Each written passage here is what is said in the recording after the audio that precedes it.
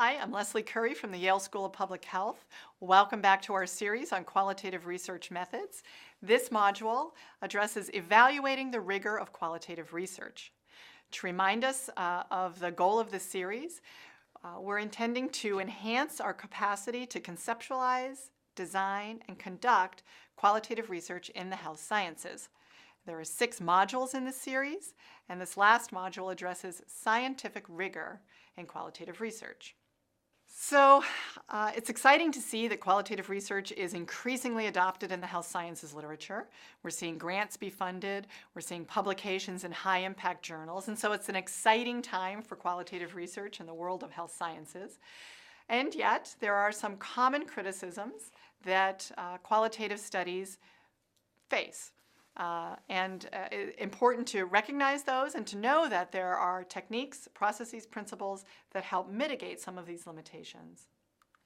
The first is that qualitative research lacks reproducibility. So what is it in that black box of qualitative data analysis? Very different than taking a structured data set for a quantitative study and simply rerunning the code and the statistical modeling, which is reproducible, and it's absolutely true that qualitative methods are not as directly reproducible. A second common criticism is that it lacks generalizability. We talked about small sample sizes in qualitative methods, determined by the principle of theoretical saturation. So we're studying and studying and studying until we hear no new ideas from the data. These, however, are often small sample sizes, and because they're purposefully derived, they're not representative random samples. We can't generalize reliably to a larger population.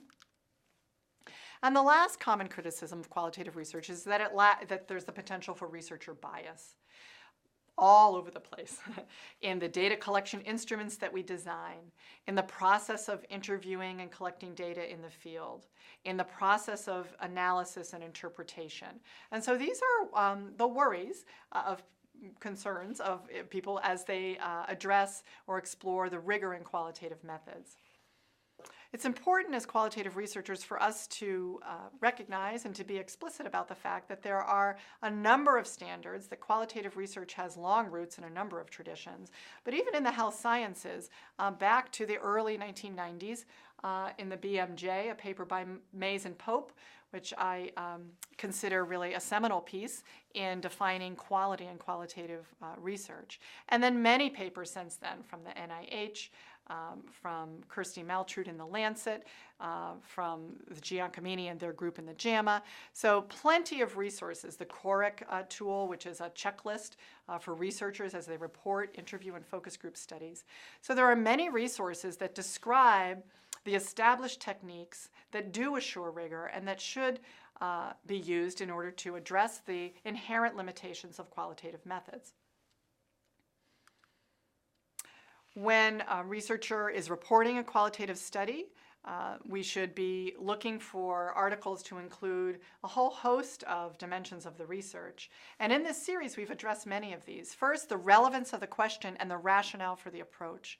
And so this gets to the issue of conceptualizing a research study. Why qualitative methods? We need to be very clear in the reporting in our articles why it was we chose a qualitative approach, and within that, why, for instance, we're doing a focus group study as opposed to an ethnographic observational study. And a qualitative article should be very explicit about the rationale for the defined methodologic approach. A manuscript should also be very clear on the sampling strategy. How were the key informants selected? What were the decisions and decisional criteria for selection in the development of a purposeful sample? What was the principle of saturation? How was that achieved? And very clear detail provided in the methods section of the manuscript. In terms of data collection, we like to see the interview guides. It's very useful for reviewers and for readers of an article to be able to see what the instrument looked like, the interview guide itself. And often we have the opportunity to include these as appendices, and more and more online journals for peer review of empirical work are offering appendices.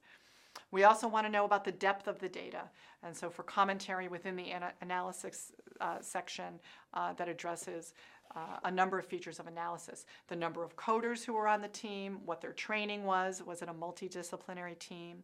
What did the code structure look like? This is another product of the research study that we like to see submitted with manuscripts and included in online appendices for the consumers of the study to have a sense of how the analysis progressed.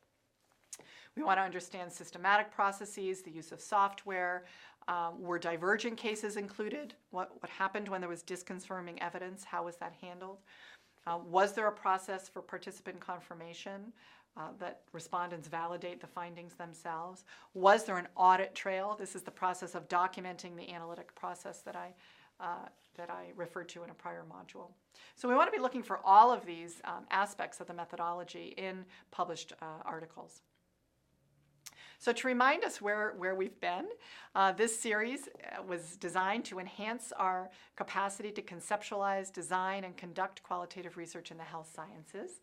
We've worked through 6 modules defining what is qualitative research, spending a bit of time on developing a qualitative research question. When is there an optimal opportunity to use qualitative methods? And just by way of another example, for instance, I was part of a team recently who was interested in understanding the experience of young women who have heart attacks, and what is the representation of symptoms for those women, and what is their internal decision-making process as they decide whether or not to engage 911 in the healthcare system. And so that study reported out in-depth individual interviews with 30 women who had had heart attacks, and we asked them to recount for us those moments of the event and their internal decision-making process, a topic that really is perfectly suited for a qualitative design. We talked about major qualitative study designs in the health sciences. Those are interviews and focus groups. We spent a little bit of time on qualitative data analysis, which is complex and takes practice to learn how to do, but we reviewed some of those principles and practices. And then we've closed with some notations about scientific rigor in qualitative research, reminding ourselves and others that there is a long tradition of qualitative research in a number of disciplines. Recently, we see more and more of this in the health sciences, and we can look back and should look back and turn to the established methodologic literature, which offers a number of principles and techniques in order to ensure scientific rigor of this methodology. So I hope that you've enjoyed this series, and I appreciate you spending time. And so thank you and good luck in your work.